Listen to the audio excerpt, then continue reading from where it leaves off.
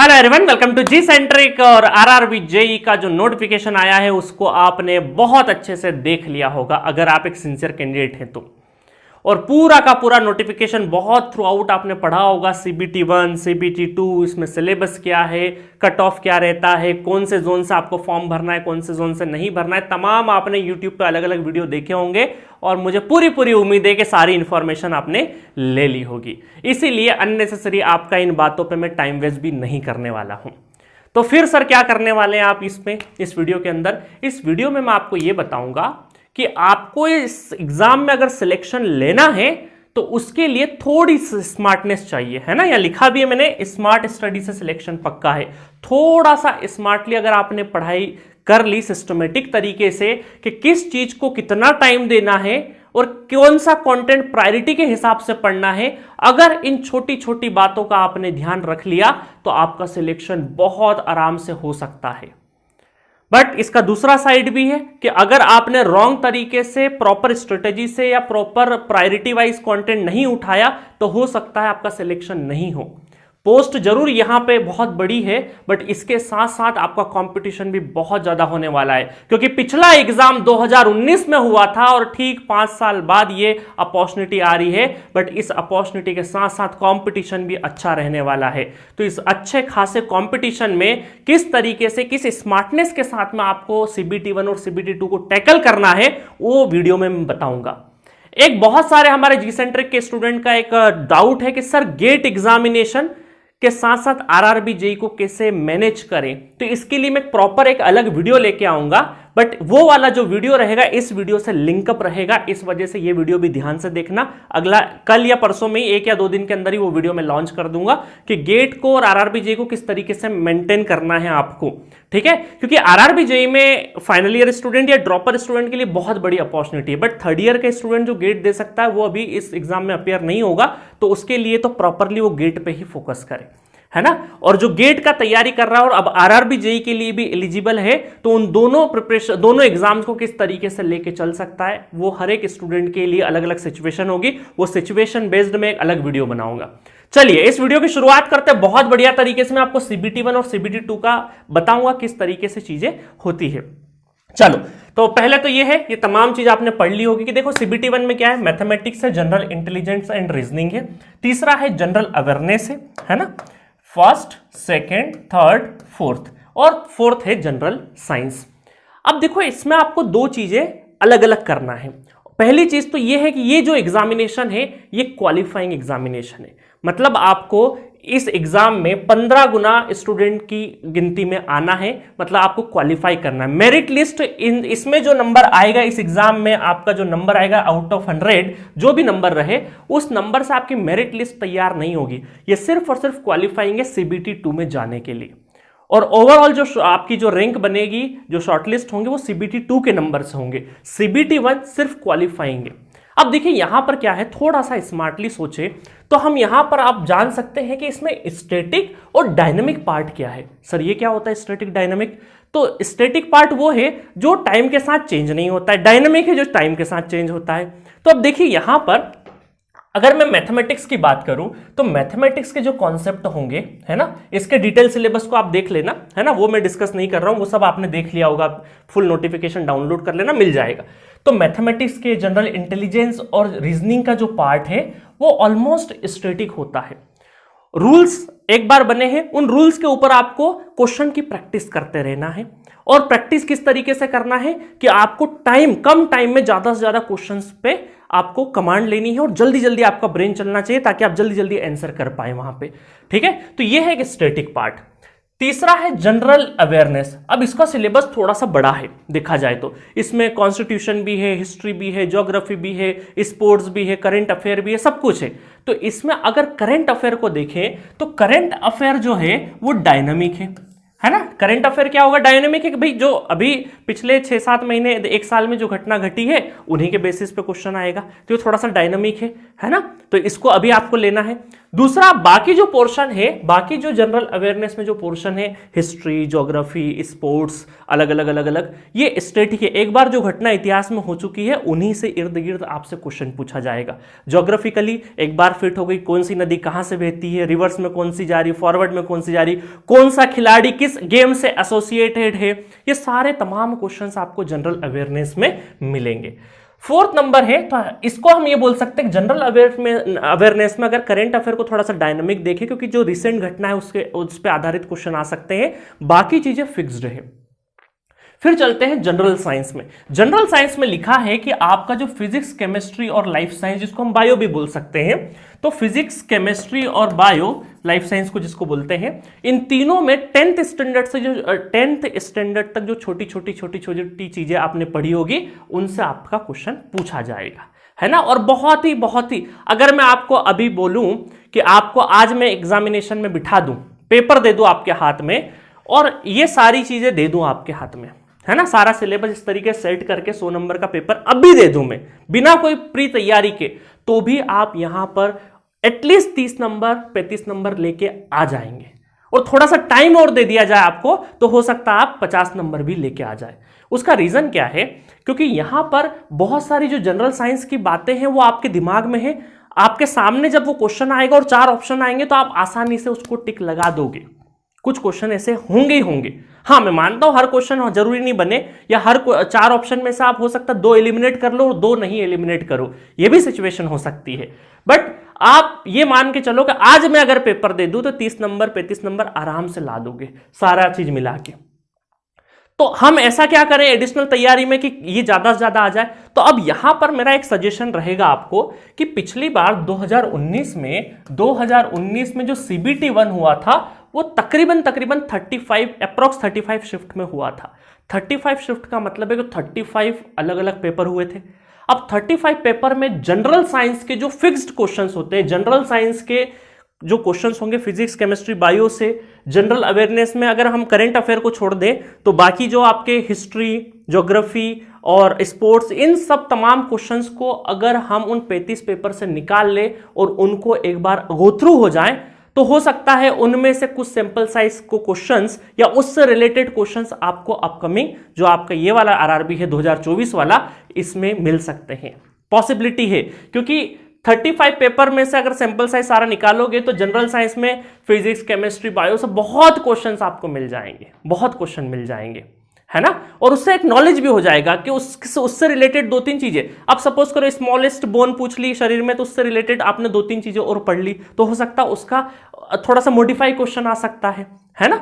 उस तरीके से आपको जनरल साइंस, जनरल अवेयरनेस में भी करंट अफेयर को छोड़ देंगे, बाकी सब चीजें डायनामिक है। मैथमेटिक्स और जनरल इंटेलिजेंस और रीजनिंग में तमाम क्वेश्चन बनाए जा सकते हैं। इसमें मैं नहीं मानता हूं कि हो सकता है रिपीटेशन ना के बराबर हो, क्योंकि इसमें नए कितने भी अनंत क्वेश्चन बनाए जा सकते हैं। बट उन पेपर को जरूर आप एक बार तो देखिए, बट साथ में इनको हमें रटने की जरूरत नहीं है। मैथमेटिक्स और जनरल इंटेलिजेंस या रीजनिंग को, इसको हमें कॉन्सेप्ट से ध्यान में रखना है, हमें कॉन्सेप्ट सीखना है। मान लीजिए एलसीएम निकालना है, एचसीएफ निकालना है ना, तमाम तरह के जो परसेंटेज निकालना, छोटे जो पोर्शन है उसका अगर हमें कॉन्सेप्ट पता है तो फिर हमें 1000 क्वेश्चन लगाने की आवश्यकता नहीं है। आप 10, 15, 20, 25, 30 क्वेश्चन लगाओगे उस पर तो आपकी पकड़ हो जाएगी, और थोड़े 10, 100, 200 क्वेश्चन लगा लोगे तो आप जल्दी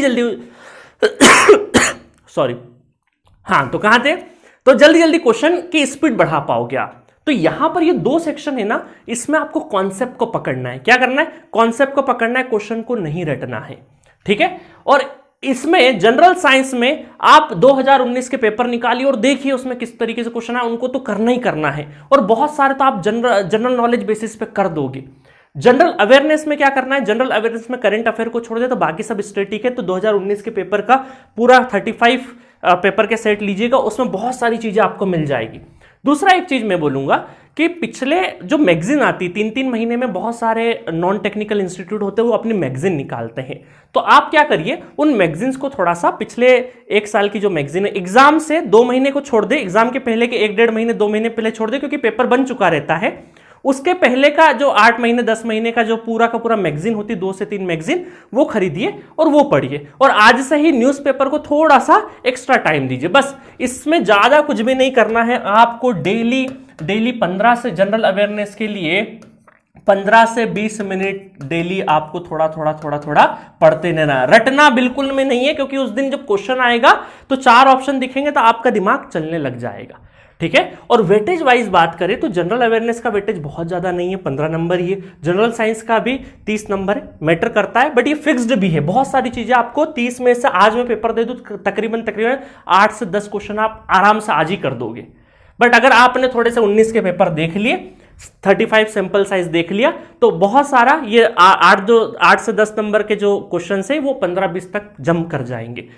अब मेन बात आती है 30 और 25 की। इसमें पूरे में से पूरे नंबर लाए जा सकते हैं, इसको पूरे में से पूरे स्कोर किया जा सकता है, और हमें इस वाले पेपर में सिर्फ क्वालिफाइंग तक जाना है। इस वजह से ज्यादा फोकस यहां पे होगा और ज्यादा फोकस हमारा जनरल साइंस पे भी रहेगा, क्योंकि इसमें स्टैटिक पार्ट, और आपका 10 तक पढ़ा हुआ है तो बहुत कुछ आपको याद भी रहेगा, ठीक है। तो इस तरीके से आपको पूरा का पूरा चलाना है, ठीक है। स्टैटिक और डायनेमिक तो मैंने बता दिया कि करंट अफेयर को कैसे करना है, मैगजीन पढ़ लेना है। दूसरा, जनरल साइंस को 19 के क्वेश्चन उठाइए और वो एक एक करके लगाते जाइएगा, तो आपको बहुत कुछ नॉलेज आते जाएगा, है ना। और ये मैथमेटिक्स और जनरल इंटेलिजेंस कॉन्सेप्ट पे फोकस करना है। एसके पाटीदार सर बहुत प्यारे तरीके से मैथमेटिक्स और रीजनिंग वाला पोर्शन पढ़ाएंगे, बिल्कुल शॉर्ट ट्रिक भी आपको पढ़ाई जाएगी, और बहुत ह्यूज क्वांटिटी में आपको न्यूमेरिकल कराए जाएंगे ताकि ज्यादा से ज्यादा प्रैक्टिस हो सके, क्योंकि ये पोर्शन अगर आपने कर लिया तो बहुत कुछ आप यहां से पार कर जाएंगे, ठीक है। तो ये रहा आपका। और क्वालिफाइंग में रिजर्वेशन के हिसाब से 40% मिनिमम चाहिए आपको। जनरल के हैं तो ईडब्ल्यूएस में 40, ओबीसी में 30, एससी में 30 और एसटी में 25, और फिजिकल डिसेबिलिटी तो एक्स्ट्रा 2% आपको मिलेगा। ये सब आपने देख लिया होगा। चलिए सीबीटी 2 में देखो वापस से वही जो जनरल अवेयरनेस वाला पोर्शन था वो यहां पे 15 नंबर का उठ के आ गया है, जो आप 15-20 मिनट डेली का दोगे। दूसरा है यहाँ पे बायो नहीं है, फिजिक्स और केमिस्ट्री है सिर्फ और सिर्फ, तो फिजिक्स और केमिस्ट्री का भी 15 है। तो ये जो आपने 2019 के टाइम पे सारा का सारा किया था, जब सीबीटी 2 के लिए क्वालिफाई हो जाओगे तो इसको थोड़ा सा और बेहतर वे में एमसीक्यू आप लगा सकते हो, ताकि आपको ध्यान रहेगा। बट इस पर बहुत ज्यादा ऐसा नहीं करेंगे कि पढ़ाई में 8 घंटे पढ़ाई कर रहे हैं तो तकरीबन 4 घंटे इन्हीं को दे दिया, ऐसा नहीं करना है। हमको मार्क्स के हिसाब से टाइमिंग अलॉट करना है और प्रायोरिटी सेट करना है। हमें सीबीटी 1 में मात्र प्रीवियस ईयर क्वेश्चन से काम चल जाएगा, श्योरिटी है, क्योंकि ये क्वालिफाइंग है। मेरिट इसमें बनेगा तो सीबीटी 2 के लिए जब जनरल अवेयरनेस और इसकी बात होगी फिजिक्स केमिस्ट्री की, तो इस पर थोड़ी सी एक्स्ट्रा मेहनत कर लेंगे हम उस टाइम पे। बट अभी से एक्स्ट्रा मेहनत अभी नहीं करना है आपको, अभी क्योंकि क्वालिफाइंग है तो आपको यहाँ पे मैथमेटिक्स और रीजनिंग वाले पोर्शन पे ज्यादा फोकस करना है, क्योंकि इसमें 100% नंबर लाए जा सकते हैं, ठीक है। चलिए अब उसके बाद चलते हैं कंप्यूटर एप्लीकेशंस और एनवायरमेंटल एंड पॉल्यूशन कंट्रोल। मैं आपको बताऊं, आप प्रीवियस ईयर पेपर देखोगे तो कंप्यूटर से और ये पॉल्यूशन वाले डिपार्टमेंट से जो क्वेश्चंस आए हैं उनको देख के आपको लगेगा ये क्वेश्चन तो मैं बिना पढ़े भी कर सकता हूं। इसीलिए जो 2019 में पेपर हुए हैं, है ना, पेपर हुए हैं, उसके पेपर में उठाओगे आप, देखो कंप्यूटर के जो बेसिक क्वेश्चन होते हैं। अभी मैं आपको सैंपल साइज कुछ क्वेश्चन के दिखाता हूं। देखो कंप्यूटर से रिलेटेड या पॉल्यूशन से related, method of representing number such as zeros and ones is called, है ना। बाइनरी नोटेशन में, वेरिएबल नोटेशन, प्राइमरी नोटेशन, तो कोई भी लगा देगा, बाइनरी नोटेशन है ना। Which of the following damages building by corroding them slowly आपकी बिल्डिंग खराब कौन कर सकता है? तो water pollution, light pollution, noise pollution है या एसिड रेन? तो ऑब्वियस है कि एसिड रेन है, क्योंकि बारिश होगी, एसिड रेन होगी तो आपकी बिल्डिंग कोरोडिंग हो सकती है। Which of the following is or are contaminated by the waste product from factories? तो फैक्ट्रीज से क्या होता है? Air, soil, all of the options और वाटर। तो यहां पर क्या है, एयर भी पॉल्यूटेड हो सकती है, सॉइल भी हो सकती है, क्योंकि वहां से गंदा पानी जाएगा, और पानी तो ऑब्वियस ही हो गई, क्योंकि नालों का वो वेस्ट जो पॉल्यूटेड वाटर है वो हमारे नदियों में बहाया जा सकता है। तो ऑल ऑफ द ऑप्शंस। और ऐसे एग्जाम्स में क्या होता है, majority time all of the options हो तो 95% चांस है कि वही आपका करेक्ट ऑप्शन होता है ना। देखिए फिर देखते हैं, which of the following has the smallest storage capacity? CD, hard disk, zip disk और फ्लॉपी बहुत ही स्मॉलेस्ट है, वो लगा सकते हैं। Which of the following is not considered to be computer peripheral device? Monitor, keyboard, CPU, speaker. तो ये स्पीकर, मॉनिटर और कीबोर्ड तो ये पेरीफेरी में ही आते हैं, सीपीयू अलग से हमारी एक यूनिट होती है, इसलिए इसका answer CPU. HTML is the language used to create web page, machine language program, web server, high level program, web pages.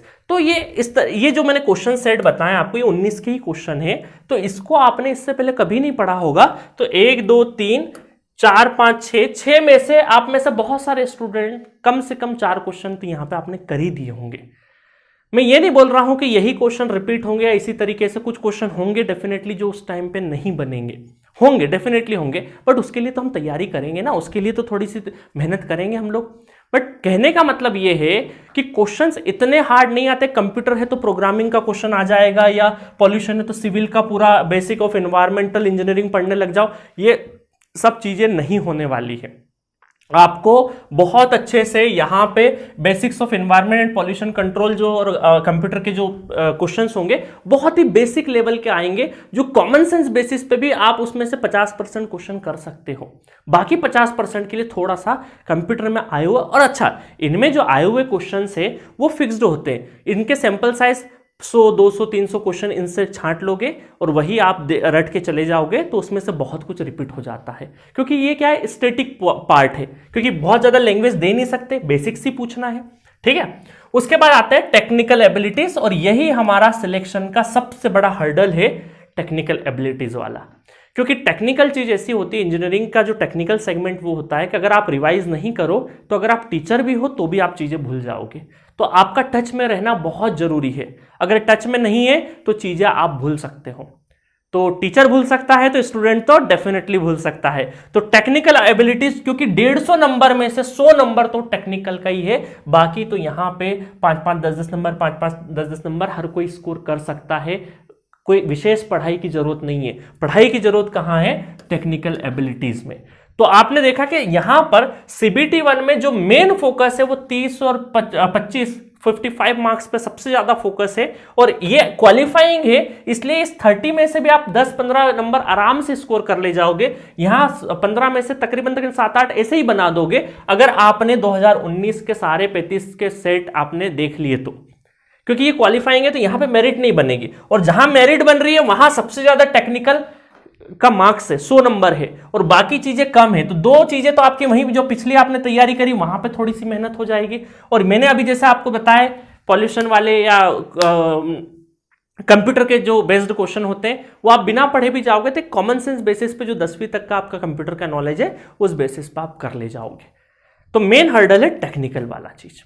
अब देखो टेक्निकल में क्या होता है मैं आपको पूरा बताता हूं, सारा का सारा चीज बताएंगे, है ना। ये और क्वेश्चन है, जीरोस बता दिए मैंने, एसिड अच्छा वही वापस रिपीट कर हो गए, ठीक है। ये भी हमने डिस्कस कर लिया है।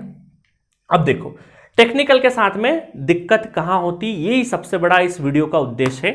देखिए टेक्निकल में अलग अलग लेवल पे अलग अलग पेपर होते हैं। पहला पेपर होता है गेट लेवल एग्जाम, कि गेट लेवल का एग्जाम है ना। अब देखिए कोई कॉन्सेप्ट आपने पढ़ा है, 10 12 15 सब्जेक्ट होते पूरे टेक्निकल को अगर मिला लें, उन्हीं से अलग अलग एग्जाम में गेट में कहीं 10 12 सब्जेक्ट है, कोई नॉन गेट एग्जाम होगा तो उसमें कोई सब्जेक्ट रिमूव हो जाएगा, कोई ऐड हो जाएगा। अलग अलग स्टेट के जो एग्जाम्स होते हैं उसमें कुछ ऐड हो जाएगा, कुछ वो हो जाएगा। टाइमिंग थोड़ी कम ज्यादा हो जाएगी, कहीं पर 1.5 घंटे में कुछ क्वेश्चन करना है, 100 क्वेश्चन करना है, कहीं 2 घंटे में 180 क्वेश्चन करना है। इस तरीके का टाइम और नंबर ऑफ क्वेश्चंस और उसके हिसाब से लेवल बदलेगा क्वेश्चन का, बट कॉन्सेप्ट ओवरऑल वही रहने वाला है। अब देखिए क्या होता है, गेट एग्जाम का एक पैटर्न होता है। गेट एग्जाम में आपको टाइम मिलता है पूरे 3 घंटे का, मतलब 180 मिनट का टाइम मिलता है, और उसमें 65 क्वेश्चन पूछे जाते हैं, जिसमें भी तकरीबन 55 टेक्निकल होते हैं। क्या होते हैं, 55 टेक्निकल होते हैं। तो आप देखो समय से ही पता लग जाएगा आपको कि यहां पर चूंकि टाइम बहुत ज्यादा है और क्वेश्चंस कम है कंपैरेटिवली टाइम के, 180 मिनट में आपको 65 क्वेश्चन, उसमें भी टेक्निकल 55 क्वेश्चन ही है, 55 क्वेश्चन ही है। इस वजह से यहां पर आपको तकरीबन जो क्वेश्चन आएगा उसका जो सॉल्यूशन होगा 4 से लगा के 8 स्टेप का सॉल्यूशन करना पड़ेगा। ठीक है, 4 से लगा के 8 स्टेप का सॉल्यूशन करना पड़ेगा। तो ये है गेट एग्जामिनेशन का पैटर्न, है ना। क्वेश्चन तो जैसे मशीन है या नेटवर्क थ्योरी है तो क्वेश्चन तो वही बनेगा, बस क्वेश्चन बनने के पीछे की कहानी ये रहेगी कि उसका जो सॉल्यूशन है वो 4 से 8 स्टेप के सॉल्यूशन में आएगा। इस वजह से आपको टाइम भी ज्यादा अलॉट किया गया है। तो ये गेट एग्जाम का टेस्ट है। आगे चलते हैं जेई लेवल में क्या होता है। जेई लेवल में भी वही ट्रांसफॉर्मर वही नेटवर्क थ्योरी पढ़ते हैं, बट यहां पर आपको कम टाइम में, है ना। अब देखिए यहां पे जैसे ये अभी हमने CBT2 का देखो पैटर्न देखा ना, क्या देखा CBT2 का पैटर्न कि 150 क्वेश्चन करना है 120 मिनट में, है ना। तो 150 में से चलो ये वाले हटा भी दे, 100 क्वेश्चन भी है तो तकरीबन हमारे क्या है कि 1 मिनट में एक क्वेश्चन वाली कहानी है, एक प्रॉक्स बता रहा हूं मैं आपको। तो यहां पे लिमिटेड टाइम में, यहां पे क्या करना है आपको, लिमिटेड टाइम मिलेगा जिसमें नंबर ऑफ क्वेश्चंस ज्यादा करने हैं, मोर क्वेश्चन आपको करने हैं, ठीक है। तो यहां पर कौन सा नॉलेज चाहिएगा, 1 लाइनर 2 लाइनर, 1 और 2 स्टेप सॉल्यूशन। दैट मीन्स कि जो भी कॉन्सेप्ट है उसका एक सरफेस नॉलेज चाहिए आपको। क्या चाहिए उसका, सरफेस नॉलेज। इसको हम क्या बोलते हैं, सरफेस नॉलेज। और यहीं पे कहानी फंस जाती है, ठीक है। बताऊंगा कैसे फंस जाती है। अब देखो क्या स्टूडेंट क्या सोचता है कि सरफेस नॉलेज चाहिए सर, तो हमें पूरा पढ़ने की जरूरत नहीं है। अब सरफेस नॉलेज के चक्कर में क्या होता है, वो पेपर देखता अच्छा ये चीजें पूछी, तो 2 तरीके से चीजें डिवाइड होती है सरफेस नॉलेज में। देखो सरफेस नॉलेज में एक स्टूडेंट तो क्या करेगा, डायरेक्टली रट्टा मार लेगा क्वेश्चंस का, अलग अलग क्वेश्चंस का। अच्छा ये होता है इतने पोल में इतनी फ्रीक्वेंसी, तो ये होता है। बट दिक्कत क्या होता है, सिलेक्शन रट्टा मारने वाले का बिल्कुल नहीं होगा। इसे जरूर लगेगा कि हाँ यार मैं तो बहुत कट ऑफ के बस 5 नंबर रह गया, 10 नंबर। मैंने ओवर द टाइम 10 साल में बहुत स्टूडेंट देखे हैं डिप्लोमा वाले, बहुत सारे स्टूडेंट गाइडेड नहीं होते हैं, मिसगाइडेड होते हैं। इस वजह से वो सोचते हैं कि मैं क्वेश्चन ही रट जाऊं। मैंने ऐसे स्टूडेंट देखे, JB गुप्ता जैसी बुक्स के 17,000 15,000 क्वेश्चंस रटते थे सुबह उठ के 4-4 बजे। ये बिलीव मी, आप यकीन नहीं करोगे, ऐसे स्टूडेंट मैंने देखे, उनका टेक्निक मैंने सुधारा, तब जाके सिलेक्शन हुआ। क्योंकि उनको कॉन्फिडेंस कहां से आता था, वो सरफेस नॉलेज को देखते, अच्छा ये कर लेता, इवन नोट तक गिन लेते थे सर्किट में, इतने नोट आएगा तो ये वाला आंसर रहेगा। ये आपको नहीं करना है, क्योंकि रट्टा मारने से क्या होगा, हो सकता है 1-2 स्टूडेंट का सिलेक्शन हो जाए, बट मेजोरिटी ऑफ स्टूडेंट का सिलेक्शन रट्टा मारने से नहीं होगा। उनको बिल्कुल हर एग्जाम का कट ऑफ 5 नंबर 10 नंबर से रह जाता था, तो उनको हमेशा रखता था कि मेरी रट्टा वाली मेथड फुल प्रूफ है। बट उनको यह नहीं पता कि जो 5-10 नंबर से रह गए हो ना, उसमें हजारों स्टूडेंट है, इवन लाखों स्टूडेंट है वो 5-10 नंबर के वर्जन में, बस उसी को तो पार करना है आपको। तो रट्टा मारना बिल्कुल सही तरीका नहीं है। दूसरा है, दूसरे कैटेगरी के स्टूडेंट है जो थोड़ा सा नॉलेज के हिसाब से करते हैं, है ना। कॉन्सेप्ट उन पे कॉन्सेप्ट है, कॉन्सेप्ट उन्होंने सीखा है ना, उन्होंने कॉन्सेप्ट सीखा है और उसके हिसाब से करते हैं। अब दिक्कत क्या होती है, जो कॉन्सेप्ट सीखते हैं ना, उनके पास में स्पीड की कमी हो जाती है, स्पीड नहीं रह पाती है क्वेश्चन करने की, और इसी में वो लैग कर जाते हैं। क्योंकि जब पेपर देके आते तो उनको लगता है कि यार 5-10 क्वेश्चन और कर सकता था, बट मुझे टाइम नहीं मिला, क्योंकि उन्होंने इस तरीके के एग्जाम के लिए पहले से प्रैक्टिस नहीं करी थी। देखो इस देश में चपरासी बनना है तो उसकी एक अलग तैयारी है, पियोन बनना है अलग तैयारी है, इंजीनियर बनना है उसकी अलग तैयारी है। ऐसा नहीं होगा कि इसका सिलेबस पढ़ के इसमें सिलेक्शन हो जाएगा। हर एग्जाम का एक अलग तैयारी होता है, उस अलग तरीके से आपको थोड़ी सी मेहनत करना होती है ना।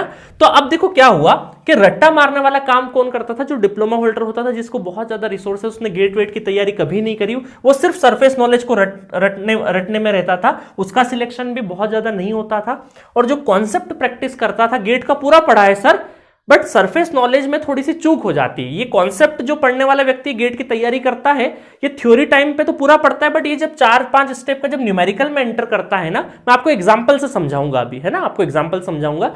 ये पूरा कॉन्सेप्ट पढ़ता है, थ्योरेटिकल पढ़ा है सर ने, ये पढ़ा है, ये फॉर्मूला पढ़ा है, ये कॉन्सेप्ट है, वो कॉन्सेप्चुअल तरीके से क्वेश्चन तो कर देगा, बट उसको स्पीड नहीं मिलती है इस वजह से। और कई बार सरफेस नॉलेज उसने थोड़ा सा ध्यान भी नहीं दिया होगा, अच्छा यहां से भी क्वेश्चन आ सकता है, उसका ध्यान ही नहीं गया होगा। या फिर 2 ऑप्शन में हमेशा उसका थ्योरी पे कमांड नहीं, क्योंकि क्या होता है गेट एग्जाम में एक बार बच्चा थ्योरी पढ़ता है, उसके बाद वो देखता है कि आज न्यूमेरिकली तो आ रहे हैं, न्यूमेरिकल को प्रैक्टिस करते करते करते जो सरफेस नॉलेज छोटे छोटे पॉइंट्स का, लेचिंग करंट, होल्डिंग करंट के स्विच कहां होगा, कैरेक्टरिस्टिक्स का छोटे छोटे पॉइंट्स कहां होंगे, इसका क्या होगा क्या नहीं होगा, तो वो सारी चीजों में अटक जाता है, जिसकी वजह से उससे स्पीड नहीं मिलती है। तो ये वाला स्टूडेंट भी कई बार 5-10 नंबर से रह जाता है। हाँ, अब इसी स्टूडेंट, ये रट्टा मारने वाला चीज, अब सिलेक्शन किसका, और सर आपने तो बोल दिया कि दोनों की सिलेक्शन नहीं हो रही, सिलेक्शन किसके हो रहे, सिलेक्शन उसके हो रहे हैं कि रट्टा मारने वाला स्टूडेंट, उसने थोड़ा सा टेक्निक बदला अपना, उसकी टेक्निक चेंज करेंगे, थोड़ा थोड़ा नॉलेज भी लेंगे, इस कॉन्सेप्ट को थोड़ा सा मिक्स करेंगे, बहुत ज़्यादा डिटेल मिक्स नहीं करेंगे कि हाँ ये थोड़ा सा कॉन्सेप्ट पढ़ लो, उसके हिसाब से ध्यान रखो। कुछ चीज़ें आपको रट्टा मारने से आ गई हो तो वो चीज़ को ध्यान रख लो, बट मेजोरिटी ऑफ चीज़ आप थोड़ा सा कॉन्सेप्ट से ध्यान में रखो। तो इसको थोड़ा सा पुश कॉन्सेप्ट की तरफ पुश कर देंगे तो इसका सिलेक्शन हो जाएगा। इसका सिलेक्शन कॉन्सेप्चुअली स्ट्रांग है, इसका सिलेक्शन सरफेस नॉलेज की तरफ थोड़ा सा और पुश कर देंगे और थोड़ी सी स्पीड बढ़ा देंगे कि इस तरह के क्वेश्चंस में इस तरीके से आपको सोचना है, तो इसका सिलेक्शन हो जाएगा। बस ये थोड़ा सा फाइन डिफरेंस है ना, फाइन डिफरेंस है। अब देखो क्या है, क्योंकि जेई लेवल के एग्जाम में बहुत पहले क्या होता था कि बीटेक वाले कई बार अलाउ नहीं होते थे इंजीनियरिंग करे, तो वहां पे कम कंपटीशन होता था, रट्टे मारने से काम हो जाता था। बट अब जो जेई की एग्जाम्स होती है उसमें डिग्री होल्डर भी अपीयर करता है, डिप्लोमा वाला भी अपीयर करता है, इसलिए कंपटीशन काफी हो गया है। अब देखिए क्या हुआ, जेई लेवल का एग्जाम क्या होता है ना, इसकी बात जेई का आरआरबी जेई की बात हो रही है, बट एई का ही मैं बता देता हूं। एई में इन दोनों का मिक्सअप होता है, इन दोनों का क्या होता है, मिक्सअप होता है। अलग अलग स्टेट में अलग अलग एई के सिलेबस होते हैं, उसमें थोड़ा बहुत होगा सरफेस नॉलेज पे, कुछ क्वेश्चन सरफेस नॉलेज पे पूछे जाते हैं, है ना, सरफेस नॉलेज पे, ठीक है, और कुछ थोड़े से डिटेल नॉलेज पे आपसे पूछे जाते हैं। डिटेल नॉलेज मतलब कि गेट लेवल का, मतलब थोड़ा जेई लेवल मिक्स हो गया। इन दोनों का जो मिक्सिंग होता है वो एई का पेपर बन जाता है, वो एई का पेपर बन जाता है, इन दोनों का मिक्सिंग, है ना। इसमें सरफेस वाली भी कुछ चीजें आ गई और कुछ थोड़ी सी डिटेल वाली चीज भी आ गई। तो अब डिपेंड करेगा कि कौन से स्टेट में कौन से एई का एग्जाम निकला और कितने टाइम में कितने क्वेश्चन करना है, उस बेसिस पे यहां पे मिक्सिंग की जाएगी कि थोड़ा सरफेस ज्यादा मिक्स करें या डिटेल ज्यादा मिक्स करें। बार्क वाले एग्जाम में भी यही होता है, कॉन्सेप्चुअल पे थोड़ा सा ज्यादा फोकस, डिटेलिंग पे, बट वहां स्टेप्स कम, थोड़ा सा कोर नॉलेज ज्यादा चेक किया जाता है। तो उसी तरह के पेपर होते हैं बाकी सारे सारे। अब देखो हमने क्या किया कि अब हमारे साथ में दिक्कत क्या है, हम गेट का बहुत डिटेल में ईच एंड एवरीथिंग हम पढ़ाते हैं, बिल्कुल जीरो लेवल से एडवांस लेवल तक, और सारे कोर्सेज इस तरीके से डिजाइन करे हैं कि आपको कहीं पर भी दिक्कत नहीं आए, चाहे आप कोई भी एग्जाम की तैयारी करें। हमारा मकसद सब्जेक्ट पढ़ाने पे था, इसलिए हमारे पास डिप्लोमा के बहुत सारे स्टूडेंट हमारा कोर्स पढ़ते हैं, जेई की तैयारी करने वाले बहुत सारे स्टूडेंट पढ़ते हैं कि सर प्रैक्टिस कहीं और से कर लेंगे, है ना। बट जो गेट वाले स्टूडेंट का आप समस्या है कि सर थोड़ा सरफेस नॉलेज से, या फिर जेई वाले बच्चों का है कि सर कुछ ऐसा कोर्स बना दीजिए जहां हमें भटकना नहीं पड़े, क्योंकि टेक्निकल चीज के साथ ये होता है कि किसी से एक बार हमारी फ्रिक्वेंसी मैच हो गई, किसी से हमने पढ़ लिया तो हमें लगता है कि यार उसी से रिलेटेड कोई हमें कोर्स जेई वगैरह की या एई का भी कोर्स मिल जाए। हमने ये एक्सपेरिमेंट कोल इंडिया के टाइम पे किया था और हमें बहुत सक्सेसफुल रहे थे, बट टाइम नहीं होने की वजह से वहां सिर्फ हम एमसीक्यू ही डिस्कस कर रहे थे, 1000 एमसीक्यू हमने कराए थे और बहुत बच्चों को फायदा हुआ था। बट अब हमने सोचा है कि क्यों ना हम, क्योंकि अब देखिए क्या है ना, गवर्नमेंट वैकेंसी भी थोड़ी कम होती जा रही है, गेट की तैयारी करने वाले स्टूडेंट भी एक लिमिटेड अपॉर्चुनिटी मिलती है उसको, जेई वाले के अभी जैसे मैंने बताया 5 साल बाद ये वैकेंसी आ रही है, तो क्यों ना हम, क्योंकि टेक्निकल बहुत सारे ओवर द टाइम पिछले 5-6 सालों में हमसे बहुत सारे लोग पढ़े हुए हैं, तो इस वजह से हम डेडिकेटेड टेक्निकल वाला, जो मैं पर्सनली, क्योंकि मेजोरिटी ऑफ सब्जेक्ट मेरे ही हैं, मशीन, पावर सिस्टम, नेटवर्क, है ना, मेजरमेंट जैसे इसके पाटीदार सर का है, यूटिलाइजेशन है, सारा के सारा वो सब के सब पर्सनली मैं डील करूंगा और उसको इस तरीके से आपको डिजाइन करूंगा पूरा सिलेबस, मजा आ जाएगा आपको कि कॉन्सेप्ट बहुत कॉम्पैक्ट तरीके से कॉन्सेप्ट बताऊं मैं आपको।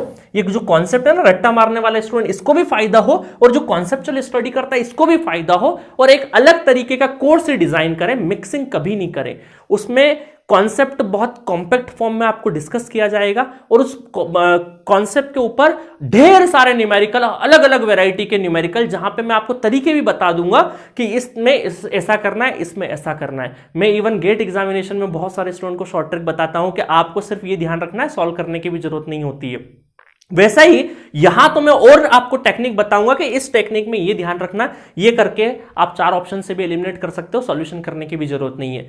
तो एक बहुत ही वेल फॉर्म और ये ड्रीम प्रोजेक्ट है मेरे लिए, एक ड्रीम है कि ये कोर्स मुझे काफी टाइम पहले बनाना भी चाहिए, बनाने की कोशिश भी करी बट टाइम नहीं मिला, बट इस बार सफिशिएंट टाइम है, तो ये एक हिस्टोरिकल कोर्स बनाएंगे जो आगे के तमाम एग्जाम में आपको बहुत काम आने वाला है। जैसे गेट में हमें स्टूडेंट बोलते बहुत सेटिस्फेक्शन मिलता है कि सर इसके अलावा कुछ करने की जरूरत नहीं है, हमें भी पता है, इसी हम इस कॉन्फिडेंस से बोलते हैं कि AIR 110 भी इसी कोर्स से आएगा, अंडर 50 भी इसी कोर्स से आएगा, क्योंकि इससे बाहर कुछ नहीं करना है। गेट के फुल कोर्स में 3500 न्यूमेरिकल है और विद कॉन्सेप्ट, एक एक छोटी से छोटी डिटेल भी पढ़ाई है, तो इसीलिए सिलेक्शन होता है और हम सिलेक्शन के लिए ही पढ़ाते हैं, क्योंकि उस दिन एग्जामिनेशन हॉल में कंप्यूटर के सामने जब स्टूडेंट बैठता है और जब उससे क्वेश्चन बनता है जो कंटेंट पढ़ा हुआ उससे, और जब वो बाहर आके बोलता है कि हाँ सर यहाँ से पढ़ के मजा आया, क्वेश्चन बना, और एक एवरेज स्टूडेंट अगर ऐसा बोलता है, उससे ज्यादा सेटिस्फेक्शन कुछ नहीं होता है। ठीक है, तो उसी तरीके से तो हम जो कोर्स डिजाइन करेंगे उसमें ये दोनों कैटेगरी के स्टूडेंट का खासा ध्यान रखा जाएगा।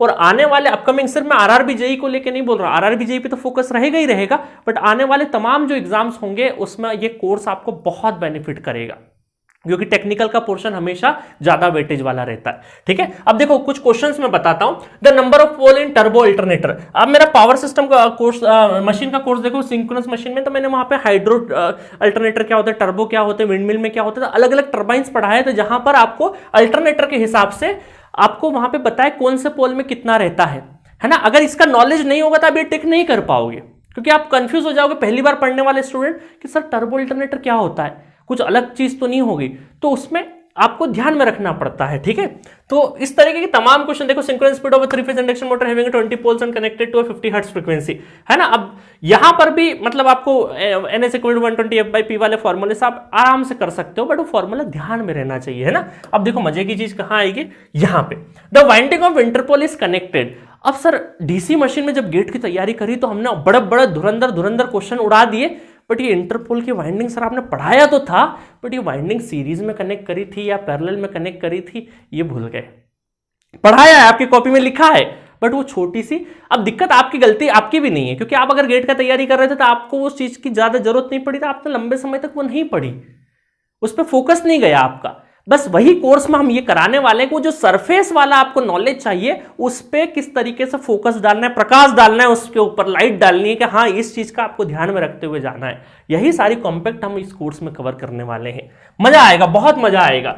The ratio of active power to apparent power. अब एक्टिव पावर और अपरेंट पावर का आपको पता है फॉर्मूला, तो आपको डिवाइड करके आप देख सकते हो क्या फैक्टर आएगा। ठीक है, open circuit test on transformers conducted to determine which of the following. अब देखो हमने गेट में देखा कि ओपन सर्किट शॉर्ट सर्किट को डिटेल वर्जन में देखा, उससे बड़े बड़े क्वेश्चंस हम लोगों ने न्यूमेरिकल करे, इसमें ये है इसमें वो है। शॉर्ट सर्किट में देखा फुल लोड कैपेसिटी में हमें कॉपर लॉस निकालना, सारा चीज देखा, बट क्वेश्चन क्या है, क्या डिटरमाइन करना है। अचानक से eddy current loss, hysteresis loss, core loss, copper loss अलग अलग आ गया। अब क्या होता है कि आपके गेट में एडी करंट और हिस्टेरिसिस के बेसिस पे क्वेश्चंस डिटेल में 5-6 स्टेप के, 4 से 8 स्टेप के क्वेश्चंस आते हैं, बट यहां पर क्या पूछा, सिंपल एक तरीका पूछा, कौन से लॉस फाइंड कर रहे बस। तो वन लाइनर ऐसे हैं कि आपको, अगर मैं इस कोर्स के अंदर जैसे ओपन सर्किट शॉर्ट सर्किट को डिटेल वर्जन में नहीं ले जाऊंगा, वहां पर मैं आपको बताऊंगा इसको परफॉर्म कैसे करते हैं, किस साइड से परफॉर्म करते हैं, प्रिफर्ड कैसे करते हैं, कौन सा वाटमीटर लगता है ना। छोटी छोटी बातें आपको बताऊंगा, ताकि आपको वो सरफेस नॉलेज जो आप थोड़ा सा ध्यान नहीं देते थे या भूल जाते थे, वो आपको एक बार रिमाइंड करवाना है मुझे, है ना। तो ये क्वेश्चन बन जाएगा। ठीक है, अब देखो सिलेबस, तो ये क्वेश्चन के मैंने आपको बताया कि भाई किस तरीके से चीजें होती है, गेट में कैसे पूछा जाता है और इधर कैसे पूछा जाता है, सब प्रीवियस ईयर क्वेश्चन ही है आरआरबी जेईई के। अब ये आपका सिलेबस है टेक्निकल का, इसको मैं कैसे डील करूंगा, बिल्कुल लाइन बाय लाइन जैसा सिलेबस लिखा उसी हिसाब से उसी तरीके से हम डील करेंगे।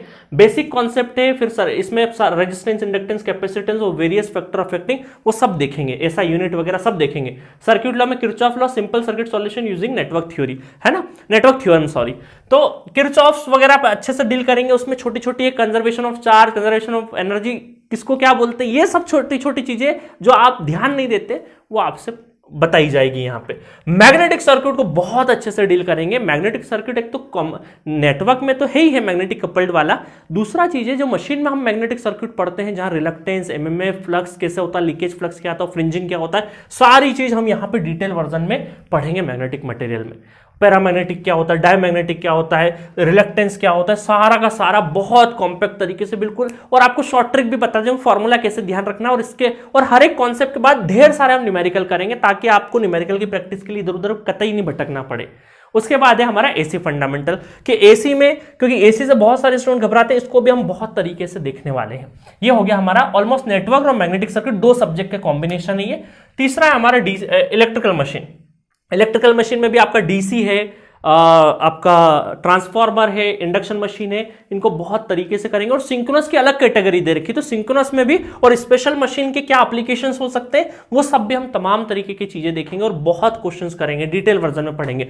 अब इसकी एक एक लाइन में पढ़ने की जरूरत नहीं है, बोल दिया ना कि मशीन पावर सिस्टम आपका सबसे फेवरेट हो जाता है जैसे गेट में पढ़ते हो, तो यहां भी बहुत अच्छे से कनेक्ट करोगे। और इवन अगर मेरे से गेट्स में पढ़े हुए हो ना तो और बेहतर वे में कनेक्ट करोगे, है ना, ताकि डिटेल वर्जन में भी आपके पास सारी चीजें पता है। और जब मैं उसको शॉर्टकट में ले जाऊंगा, सारी चीजें करूंगा, देखिए क्या होता है ना, मशीन पावर सिस्टम ऐसा सब्जेक्ट है, अगर आपने एक टीचर से पढ़ा है और आपका बेस बहुत बढ़िया से बना है तो उस टीचर से आपको ट्यूनिंग बहुत मैच होगी, क्योंकि उसने बेसिक्स बनाया आपके। किसी भी टीचर से आप पढ़िए, अगर बेसिक्स किसी ने बनाया और वही आपको एक्सेल लेवल पे ले जाएगा तो आपको ज्यादा समझ में आएगा, क्योंकि आपकी फ्रीक्वेंसी मैच हुई है ना। चलो नेक्स्ट है आपके ये हमारे जनरेशन, ट्रांसमिशन, डिस्ट्रीब्यूशन, ये सारे के सारे। और इवन पावर इलेक्ट्रॉनिक्स मेंशन नहीं है, बट पावर इलेक्ट्रॉनिक्स के में छोटे डिवाइसेस, थायरिस्टर वगैरह के एप्लीकेशंस कहाँ होते हैं क्या नहीं होते हैं, सारे लेचिंग करंट, होल्डिंग करंट क्या होता है, ये छोटा मैं जरूर इंट्रो दूंगा। बेसिक इलेक्ट्रॉनिक्स है, यूटिलाइजेशन है। मेजरमेंट वाला सेक्शन कहाँ गया, मेजरमेंट वाला भी होगा, है ना, यहाँ पे आया नहीं है मेजरमेंट वाला, बीच में 5th नंबर मेजरमेंट है, वो इसके पाटीदार सर पढ़ाएंगे। मेजरमेंट बहुत इंपॉर्टेंट सब्जेक्ट है, छोटे क्वेश्चंस बहुत आते हैं, ठीक है। तो ये पूरा का पूरा टेक्निकल, ऑलमोस्ट टेक्निकल। अब देखिए यहाँ पे एस्टिमेशन, कॉस्टिंग, लाइटनिंग, यूटिलाइजेशन, बहुत ट्रैक्शन, ये बहुत फेवरेट है। ट्यूबलाइट बहुत फेवरेट है इन एग्जाम्स में। ट्यूबलाइट के ऊपर 2 से 3 क्वेश्चन आपके लिख के ले लोगे, ट्यूबलाइट पे पूछे जाएंगे, तो ट्यूबलाइट को बहुत अच्छे से पढ़ेंगे। लाइटनिंग सिस्टम क्या होता है, यूटिलाइजेशन क्या होता है, सब तमाम तरीके की चीजें हम लोग पढ़ेंगे, ठीक है।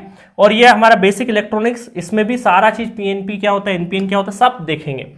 सीबीटी 2 में ये पूरा का पूरा पोर्शन मैं आपको पढ़ाने वाला नहीं हूं, इसमें सिर्फ और सिर्फ टेक्निकल एबिलिटी जो कि 100 नंबर का मैटर करता है, बाकी चीजों के बारे में आपको बताया किस तरीके से आपको इनको डील करना है। मैं जो मेजॉरिटी ऑफ पोर्शन रहेगा उस पर आपकी हेल्प करूंगा। 100 नंबर का टेक्निकल एबिलिटी है और उसमें हमारे कोर्स के अलावा कुछ भी करने की जरूरत नहीं, सारी चीजें मैं तमाम क्वेश्चन यहीं करवा दूंगा, ठीक है। तो ये पूरा का पूरा टेक्निकल एबिलिटीज वाला हमारा कोर्स में रहेगा। ये 3 जो ऊपर के पोर्शन है ये हम लोग नहीं डील करेंगे, सिर्फ टेक्निकल एबिलिटी पे। जो बेस्ट है वो बेस्ट देंगे, जिसमें बेस्ट नहीं है वो नहीं देंगे अभी के लिए, ठीक है। क्योंकि ये वाली चीजें हैं जो आप अपने हिसाब से कर सकते हो, क्योंकि इसका वेटेज भी बहुत ज्यादा नहीं है टेक्निकल एबिलिटी के कंपैरिजन में, ठीक है। क्रूशल है, ऐसा नहीं कि उसको नहीं करना है, उसको कैसे करना है मैं अभी पीछे बता चुका हूं, ठीक है। तो टेक्निकल एबिलिटी को हम लोग कोर्स में कवर करेंगे। सिमिलरली जो एसके पाटीदार सर पढ़ाएंगे आपको, यहाँ पे जो मैथमेटिक्स और रीजनिंग वाला पोर्शन है उसको टैकल करेंगे बहुत अच्छे से, ठीक है। इन दोनों को कैसे टैकल करना है इसके बारे में आपको बता चुका हूं, ठीक है। दोनों कोर्स आपके कैसे लॉन्च होंगे, 15 अगस्त को लॉन्च होंगे। सीबीटी 1 का प्राइस 999 रहेगा, सीबीटी 2 का जो प्राइस है 1999 रहेगा। 1 डे का ऑफर होता है जी सेंटर पे, शुरू से एक परंपरा है। 30% का डिस्काउंट मिलेगा, तो 699 में एक दिन जो ऑफर लगेगा उस दिन इंडिपेंडेंस डे का दिन आपको इतने में कोर्स मिलेगा, बाकी उसके बाद 30% हट जाएगा।